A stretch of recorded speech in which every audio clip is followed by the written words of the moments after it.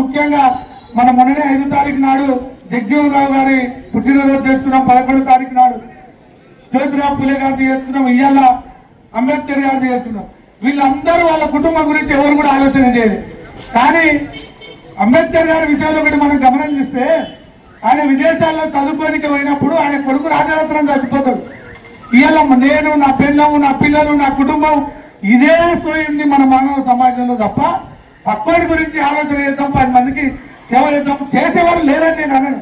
కానీ స్పందించేటటువంటి గుణం తక్కువైంది అనేటటువంటి నా బాధ. ఆయన కొడుకు రాజరత్నం చచ్చిపోతే శవాన్ని బయటకు తీసుకొచ్చి శవం మీద బట్ట కప్పాలి. శవం మీద బట్ట కప్పాలంటే బట్ట లేకుంటుంది. మరి ఏం చేస్తుంది రమాబాయి గారు?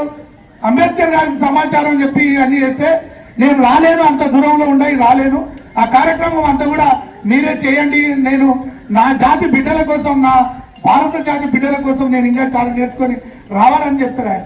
మరి ఆమె ఏం చేస్తుంది? ఆ శవం మీద బట్ట లేకపోతే ఆమెకు ఉన్నటువంటి చీరను సగం చేసి ఆ శవం మీద కప్పి పంపించేటటువంటి గొప్ప త్యాగతనాలు ఉన్నటువంటి అంబేద్కర్ గారి కుటుంబం.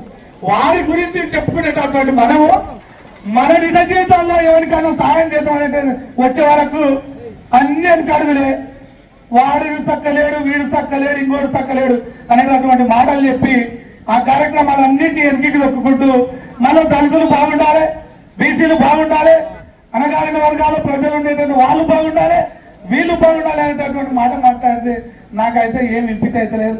అందరూ బాగుండాలి, అందులో మనం ఉండాలి, అందరూ వాడు అంబేద్కర్ అనేటటువంటి విషయం మనం ఎప్పుడు చెప్తున్నామో అందరూ బాగుండాలి, అందులో మనం ఉండాలి అనేటటువంటి మాట కూడా మనం ఎప్పుడైతే ఒకటి పాటిస్తామో అప్పుడే నిజంగా అంబేద్కర్ గారికి ఘనమైనటువంటి నివాళులు అర్పించినటువంటి వాళ్ళం అవుతాం, నిజంగా వారి బాటలో నడిచినటువంటి వాళ్ళం అవుతాం అనేటటువంటి నా పర్సనల్ యొక్క అభిప్రాయం.